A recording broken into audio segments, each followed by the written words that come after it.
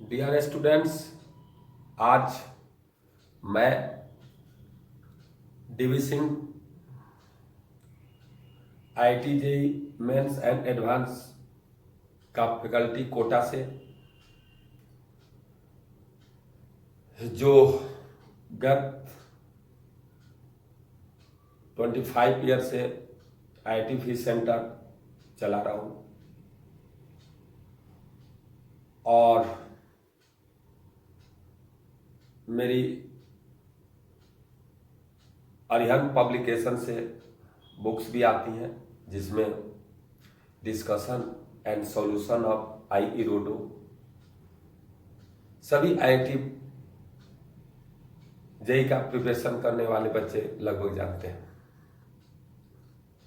आज मैं आपकी एक चिंता का सॉल्यूशन लेकर आया हूं। क्या करें, फिर आईआईटी जेईई मेन और एडवांस का डेट बढ़ गया, तो थोड़ा सा इसके प्रिपरेशन के बारे में मैं आपसे बात करूं तो जेईई मेन का जब एग्जाम जनवरी में होता है तो वहां स्टूडेंट्स दो ग्रुप में बढ़ जाते हैं। एक ग्रुप होता है जो आपको मैं बता दूं, वह ग्रुप जेईई मेन में अच्छा परफॉर्मेंस करता है, जिसका जेईई मेन में भी अच्छा कॉलेज मिल सकता है और एडवांस के लिए भी क्वालिफाई हो जाते हैं। लेकिन एक ऐसा भी ग्रुप होता है जो एक अच्छा खासा उसमें तादाद होती है, जो बच्चे जनवरी में तो प्रिपरेशन करते हैं और एग्जाम जनवरी में एग्जाम तो देते हैं, लेकिन उनकी परफॉर्मेंस उतनी बेटर नहीं रहती है। तो ऐसे स्टूडेंट सोचते हैं कि फिर हम अप्रैल में देंगे और बेटर परफॉर्मेंस करेंगे, और जो अच्छे कर जाते हैं वह सोचते हैं कि अब मैं एडवांस का तैयारी करूंगा और एडवांस पर ज्यादा फोकस करते हैं। लॉकडाउन आया, लॉकडाउन जैसे आया पता चला अब डेट बढ़ जाएगा, अब जेईई में अप्रैल में नहीं होगा और एडवांस मई में नहीं होगा। तो जैसे ये बात आई या अनाउंसमेंट आया तो दोनों ग्रुप में खुशी का लहर दौड़ पड़ा कि चलो इधर 12 के खासकर बच्चे जो उनका बोर्ड भी रहता है, तो बोर्ड के चलते मैक्सिमम टाइम उसमें चला जाता है। जनवरी और अप्रैल के बीच में जो टाइम होता है, वह बहुत खुश हुए कि चलो मुझे और टाइम मिल गया, मैं जेईई मेन का भी अच्छा से प्रिपरेशन कर पाऊंगा और एडवांस का भी अब और अच्छा से हो जाएगा। जो अच्छा किए थे वो भी खुश हुए कि एडवांस के लिए एक अच्छा खासा टाइम मिल गया, अब मजा आ जाएगा, अब तो थोड़ा बहुत इवन एंड बट था वो भी खत्म हो जाएगा। परंतु अगेन डेट बढ़ गया। अब जैसे डेट बढ़ा, ये दोनों ग्रुप में निराशा का दौर चल पड़ा है। क्या जाने फिर डेट बढ़ जाए, अब क्या करें, पूरी तो तैयारी कर लिए थे, एग्जाम देने वाले थे, तब तक डेट बढ़ गया। और ये डेट बढ़ना खुशी का द्योतक नहीं है। मैं ऐसे बात नहीं कर रहा हूं, मैं जो भी आपको वीडियो डालता हूं आप सब सब्सक्राइब कीजिए मेरे वीडियो को। मैं बहुत रिसर्च करता हूं, कभी कभी लेट भी हो जाता है चीजों को। मैंने बच्चों से, मेरे यहां भी एडवांस के बच्चे हैं जो प्रिपरेशन कर रहे हैं, उसके लिए एडवांस का क्लासेस चल रही है, उन सारे बच्चों से मैंने कम से कम बात किया और सारा बच्चा का जो है दुख और दर्द था और जो खुशी थी उसको मैंने शेयर किया, और शेयर करके तब मैंने वीडियो बनाया। ऐसा नहीं है कि हम ऐसे ही अपने सोच कर देते हैं, हम रिसर्च करते हैं। बुक्स की कोई चीज डालेगा तो बुक्स में बहुत रिसर्च करते हैं, उसके बाद अपनी ओपिनियन डालते हैं।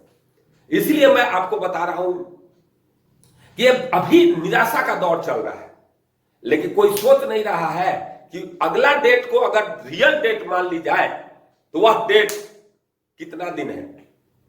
तो आपको मैं बता सकता हूं कि ये मात्र 10 वीक इफेक्टेड टाइम आ रहा है।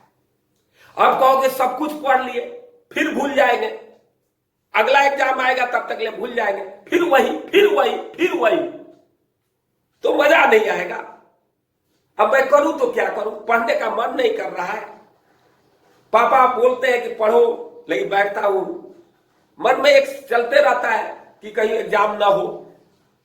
अब हो तो क्या पढ़ूं, टीचर भी अब सारा मटेरियल दे डाले, मैं भी बना डाला, अब फिर नए सिरे से तैयारी करना, ये अजीब तरह का कंफ्यूजन का टाइम आ गया है।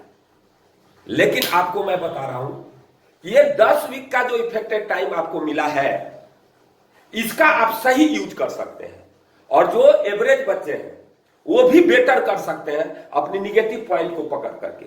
तो ये 10 वीक का टाइम है, 10 वीक से ज्यादा है, लेकिन इफेक्टेड टाइम 10 वीक का है। और इस 10 वीक का अगर जो बेटर प्लान बनाएगा, ये एक ऐसा क्रूशियल टाइम आया है कि इसमें ये 10 वीक का जो सही अगर यूज किया वह बेटर कर जाएगा, भले पहले बेटर किया हो चाहे नहीं किया हो। और जो अच्छे किए हो अगर इसका सही यूज नहीं किए तो हो सकता है कि उनको रिजल्ट थोड़ा सा गलत या थोड़ा सा खराब मिले। इसलिए इस समय को सही यूज करना पूरी ताकत के साथ, पूरी एनर्जी लगा करके जरूरी है। अगर हम पूरी ताकत और एनर्जी को लगाना बंद कर देंगे तो हम, साइंस ऐसा चीज है कि हर 2 महीने 3 महीने में हम मैक्सिमम चीजों को भूल जाते हैं। तो इसके लिए क्या प्लान हो कि पूरा वही एनर्जी आ जाए जो हमारे पास जनवरी में एनर्जी था, जो एनर्जी हमको अप्रैल में था, अभी भी वही एनर्जी आ जाए। तो इसके लिए कैसा प्लान होना चाहिए, तो इस प्लान को लेकर आज डीवी सिंह आपके सामने प्रस्तुत हुआ है। तो मैंने एक फिजिक्स में प्लान बनाया कि फिजिक्स में बच्चा क्या करेगा। तो मैंने 10 यूनिट बना दिया, फिजिक्स में 10 यूनिट बनाया, और फिजिक्स को हर वीक को 2 पार्ट में बांट दिया।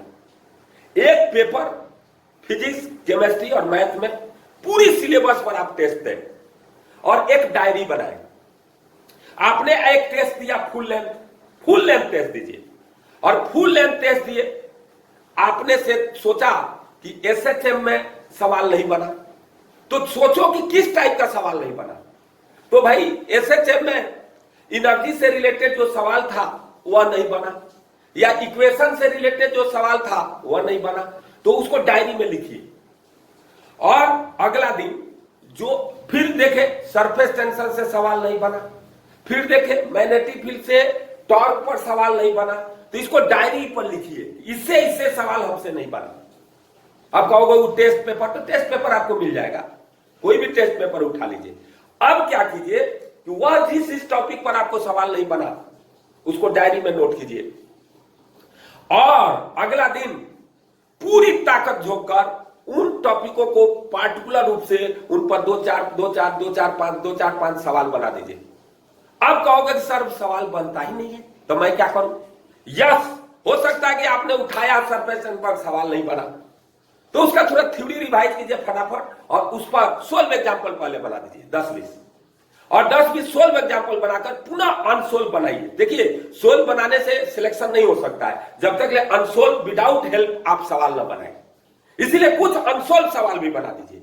और उसके बाद ऐसे आपको एक दिन टेस्ट दिए, उसके बाद केमिस्ट्री में भी ऐसा ही आएगा, मैथ में भी ऐसा ही आएगा, तो उन टॉपिकों पर 2-2, 5-5, 10-10 सवाल बना दीजिए। नहीं बनता है तो पहले 16 एग्जाम्पल बनाइए और तब बनाइए। ये 2 दिन का हर वीक में प्रोग्राम होगा, और एक दिन आपने टेस्ट दिया, उसके बाद शुरू हो जाएगी कि कौन कौन टॉपिक का डायरी बनाए, खूब बढ़िया एक प्लान। अब देखो आपका थोड़ा सा एनर्जी भी लगेगा, चलो प्लान बनाते हैं, ये नहीं बना तो इसमें आप पता करते हैं कि मैग्नेटिक फील्ड में यह, उसमें थोड़ा थ्योरी रिवाइज करना पड़ेगा, क्वेश्चन करना, ये 2 दिन प्रोग्राम इसमें लग जाएगा। अब बचा आपके पास 5 दिन, 5 डेज।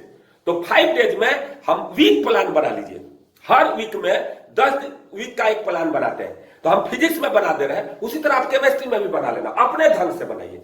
हम ये बता दे रहे हैं यूनिट, एक हमने एग्जाम्पल दिया है, लेकिन जो टॉपिक आपका कमजोर अभी भी रहा है उसको पहले आप लीजिए, और बाद में लीजिए वह टॉपिक जो इजी है, जो बाद में नया चीज पढ़ने का मन नहीं करता है जब एग्जाम आ जाता है।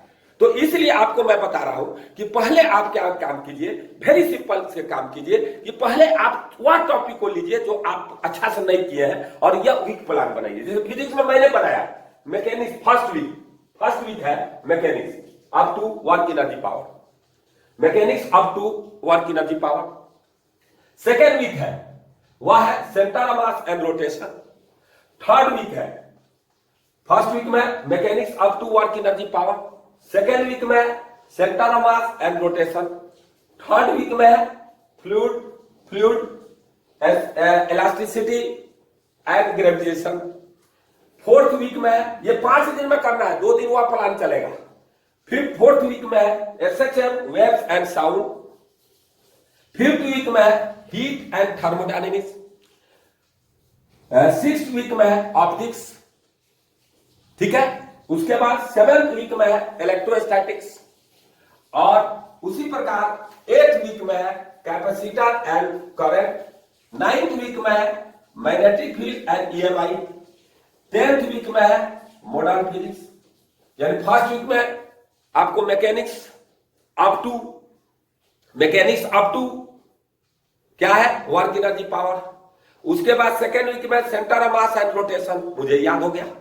थर्ड वीक में आपको क्या है तो fluid elasticity and gravitation. Fourth week में है waves, SHM waves and sound. Fifth week में है heat and thermodynamics. Sixth week में है ऑप्टिक्स में ज्योमेट्रिकल एंड वेव ऑप्टिक्स दोनों।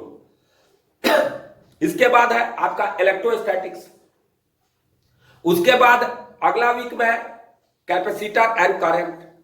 उसके बाद अगला यूनिट में मैग्नेटिक फील्ड एंड ईएमआई, और उसके बाद मॉडर्न फिजिक्स। सारा टॉपिक हो गया 10 वीक में।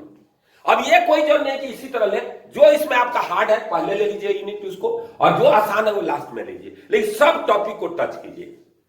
उसी तरह केमिस्ट्री में भी बना लीजिए, और उसी तरह मैथ में भी बना लीजिए, 10 यूनिट में बांट दीजिए। और जो हार्ड है, जो जिसको अच्छा से नहीं हुआ है, पुनः करना है और यूनिट बांधिए। और सैटरडे और 2 दिन वीक में फिजिक्स केमिस्ट्री मैथ तीनों में फुल लेंथ टेस्ट दीजिए। फुल लेंथ कोई भी टेस्ट पेपर पढ़ा हो उसको दीजिए, और जो सवाल बिना हेल्प का बनाइए, और जो सवाल नहीं बना उसका डायरी मेंटेन कीजिए, और आपके नजर में आ जाएगा कि ये टॉपिक वीक है, तो वह 2 दिन में उन्हीं टॉपिक पर सिर्फ फोकस करना है। और यह एक बेस्ट तरीका होगा, और बेस्ट तरीका कभी छोड़ना नहीं चाहिए। देखिए, संघर्ष जीवन में आता है।